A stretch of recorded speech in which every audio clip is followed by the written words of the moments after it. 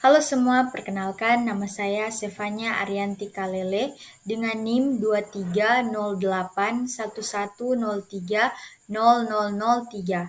Saya dari Prodi Ilmu Pemerintahan kelas Ganjil semester 1, Fakultas Ilmu Sosial dan Politik Universitas Samratulangi Manado. Pada kesempatan kali ini, saya akan memenuhi tugas bahasa Indonesia yakni ulasan buku dengan dosen pengampu Dr. Doktoranda Jenny Imbang, Magister Humaniora. Teks ulasan disebut teks review.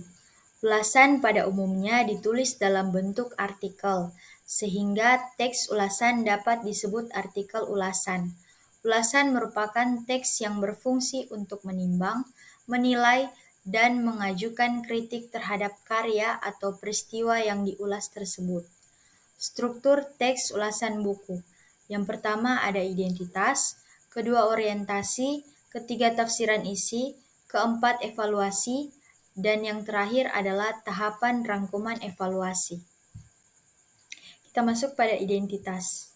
Ulasan buku lazimnya diawali dengan memberikan informasi tentang identitas buku yang diulas.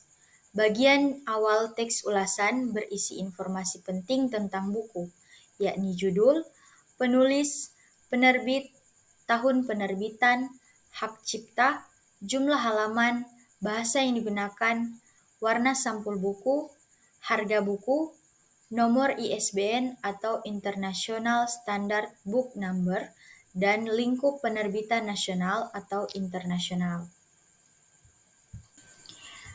Saya akan memberikan informasi tentang identitas buku yang telah saya ulas dengan judul Etika Pemerintahan, Norma, Konsep, dan Praktek Etika Pemerintahan. Penulis Dr. Doktorandes Ismail Nurdin, Magister Sains. Penerbit Lintang Rasi Aksara Books. Tahun penerbitan 2017. Jumlah halaman 180 halaman. Bahasa yang digunakan adalah bahasa Indonesia. Warna sampul buku adalah merah dan putih. Harga buku Rp74.925. Nomor ISBN 978-602-7802-360. Lingkup penerbitan adalah nasional. Tahapan orientasi. Tahapan orientasi identik dengan pengantar pada seluruh ulasan.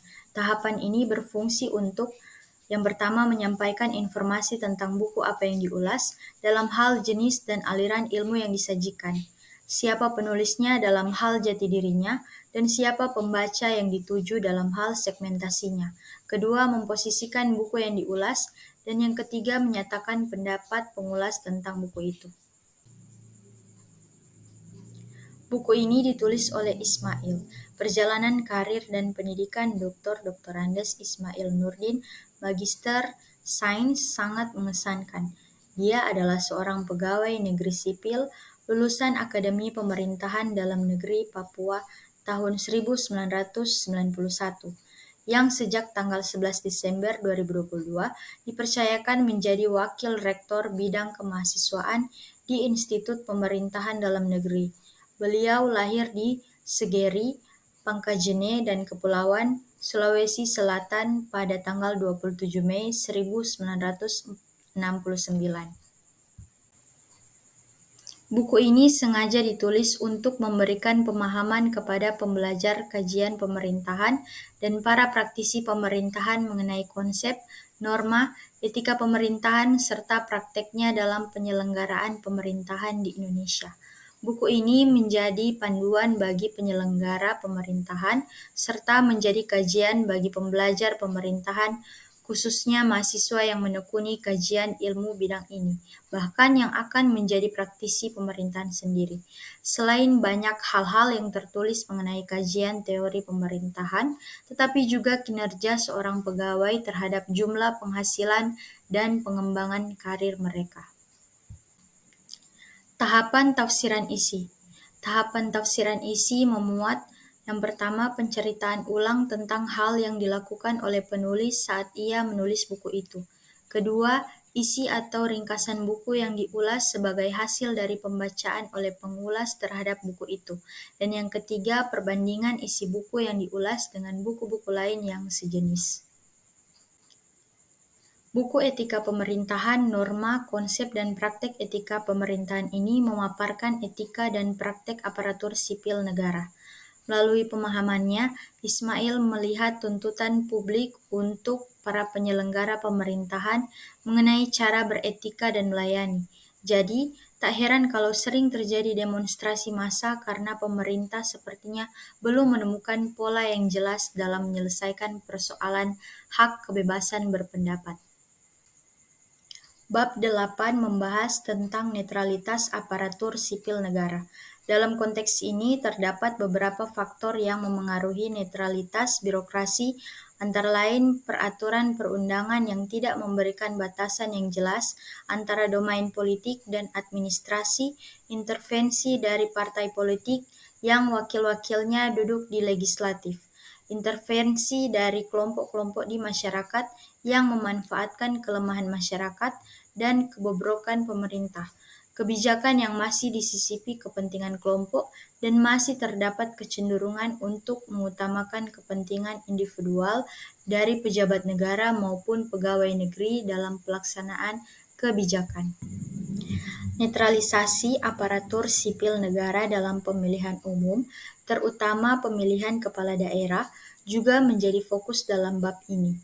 Pemerintah memberikan peringatan kepada pegawai negeri sipil atau PNS yang tidak netral dalam pelaksanaan pemilihan kepala daerah dan akan menindak PNS yang mendukung salah satu kandidat kepala daerah. Namun, implementasi peringatan ini di lapangan sering sulit dilaksanakan, dan beberapa upaya seperti penandatanganan fakta integritas untuk bersikap netral dalam pemilihan kepala daerah belum tentu efektif. Sejarah politik Indonesia juga menunjukkan bahwa birokrasi seringkali tidak netral dan digunakan sebagai alat penguasa untuk mempertahankan kekuasaan. Selain itu, faktor-faktor internal dan eksternal seperti logika berpikir, cita-cita tujuan pribadi, martabat, juga mempengaruhi perilaku PNS dan netralitas mereka dalam pelaksanaan tugasnya. Oleh karena itu, netralitas aparatur sipil negara dalam pemilihan umum dan pemilihan kepala daerah merupakan hal yang penting untuk dijaga dan diperhatikan dalam upaya menciptakan pemerintahan yang bersih dan bebas dari intervensi politik. Tahapan evaluasi. Tahapan evaluasi berfungsi untuk menilai karya yang diulas. Aspek-aspek yang dinilai meliputi kedalaman isi buku yang diulas, tata organisasi gagasan yang tergambar pada penataan bab, gaya penulisan yang terungkap pada kualitas bahasa yang digunakan, serta keunggulan dan kekurangan buku yang diulas. Banyak keunggulan yang terkandung dalam buku ini. Di antaranya ialah buku ini ditulis berdasarkan kajian ilmiah dan penelitian, sehingga memberikan dasar yang kuat dalam pembahasannya tentang etika pemerintahan dan isu-isu terkait. Buku ini mencakup berbagai aspek terkait dengan etika pemerintahan, pelayanan publik, pertanggungjawaban birokrasi, korupsi, kolusi, dan nepotisme. Hal ini membuat buku ini menjadi sumber informasi yang lengkap dan komprehensif. Buku ini tidak hanya mengidentifikasi masalah-masalah dalam pemerintahan, tetapi juga memberikan beberapa solusi untuk mengatasi masalah tersebut. Misalnya, buku ini membahas tentang perubahan struktur dan organisasi, kepemimpinan yang jujur, dan peran agama dalam melawan korupsi. Buku ini membahas isu-isu yang relevan dengan konteks Indonesia, seperti korupsi yang masih tinggi di negara ini. Hal ini membuat buku ini menjadi sumber informasi yang relevan bagi pembaca yang tertarik dengan masalah-masalah pemerintahan di Indonesia.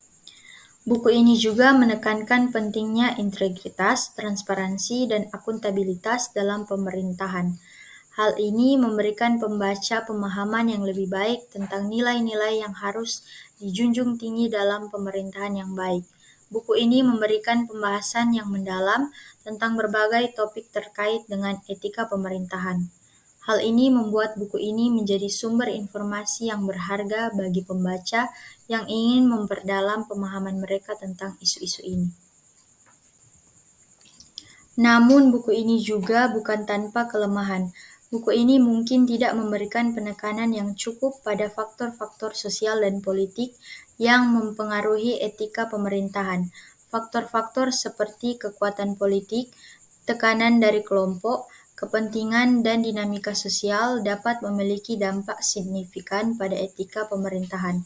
Namun mungkin tidak dibahas secara mendalam dalam buku ini.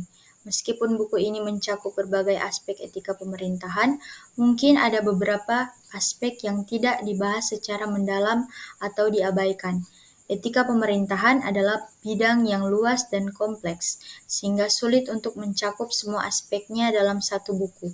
Buku ini mungkin tidak mencakup pembaruan informasi terkini tentang isu-isu terkait etika pemerintahan. Dalam konteks yang terus berkembang, informasi yang diberikan dalam buku ini mungkin menjadi usang atau tidak lagi relevan. Buku ini tampaknya lebih tepat bermanfaat bagi pemerintah dan birokrat karena memberikan wawasan tentang prinsip-prinsip etika pemerintahan dan pentingnya integritas, transparansi, dan akuntabilitas dalam pelayanan publik. Pemerintah dan birokrat dapat menggunakan buku ini sebagai panduan untuk meningkatkan kualitas pemerintahan dan memperbaiki sistem penilaian kinerja pegawai. Berbeda dengan buku ini, buku yang berjudul Etika Pemerintahan oleh Muhadam Labolo dan kawan-kawan. Jika buku yang disebut pertama menitik beratkan pada pentingnya netralitas aparatur sipil negara, terutama dalam konteks pemilihan umum dan kepala daerah. Buku yang disebut belakangan membahas berbagai teori pendapat dari para penulis mengenai etika dalam filsafat, etika Pancasila dalam penyelenggaraan negara, etika situasi dalam perilaku pejabat publik. Kemudian jika buku pertama lebih mengedepankan hal-hal yang terjadi dalam kinerja aparatur sipil. Buku kedua mengutamakan landasan teori etika yang berintikan ajaran moral dan pembentukan karakter, mendukungnya sesuai dinamika kehidupan masyarakat itu sendiri. Tahapan rangkuman evaluasi. Tahapan rangkuman evaluasi berisi simpulan dan saran atau ulasan buku yang dibuat. Pada bagian pertama tahap ini, penulis teks ulasan memberi simpulan akhir dan pandangan subjektif pengulas atas buku yang diulas dengan berdasarkan tahapan orientasi, tafsiran isi, dan evaluasi yang diberikan sebelumnya. Buku ini menyoroti pentingnya memahami dan menerapkan nilai-nilai etika dalam pemerintahan untuk mencapai tata kelola yang baik, pelayanan publik yang berkualitas, dan pencegahan korupsi sangat berguna, khususnya bagi para mahasiswa jurusan ilmu pemerintahan, pemerintah, dan birokrat. Informasi yang berdasarkan fakta kinerja yang terjadi di kalangan aparatur sipil dapat dijadikan sebagai dasar untuk mengevaluasi dan meningkatkan kualitas pelayanan publik. Jadi, upaya Ismail dalam memberi pemahaman pada pemerintah agar dapat mengambil langkah-langkah untuk meningkatkan kinerja aparatur sipil, seperti memperbaharui sistem penilaian kinerja PNS, memberlakukan larangan-larangan yang jelas bagi PNS, mengubah gaya manajemen yang lebih berorientasi pada hasil, dan memperkuat pertanggungjawaban dan pembinaan pegawai negeri patut diberi apresiasi karena memberikan pemahaman yang cukup baik bagi pembaca.